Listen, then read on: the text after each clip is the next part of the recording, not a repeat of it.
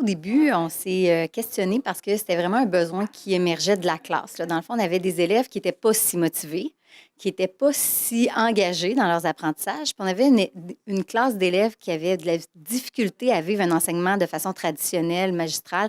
En fait, ça ne correspondait pas du tout à leurs besoins. Puis quand on faisait ça, ils n'apprenaient pas. Et même l'enseignante, là, je ne pense pas qu'elle aurait pu survivre à la gestion de classe que ça leur aurait demandé. Donc, évidemment, j'avais une enseignante très engagée, prête à aller voir c'était quoi les nouvelles technologies, comment ça fonctionnait, faire aussi de l'essai-erreur parce que je ne pense pas que c'est facile là, tout de suite en partant, mais elle s'est dit, bon, je me lance puis on va voir.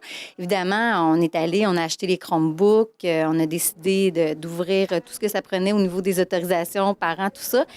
Et on s'est rendu compte rapidement que les élèves embarquaient et c'était ça qu'ils avaient besoin, en fait. C'est qu'ils n'étaient pas capables de recevoir l'enseignement traditionnel, mais de recevoir un enseignement d'une façon différente, avec une approche différenciée.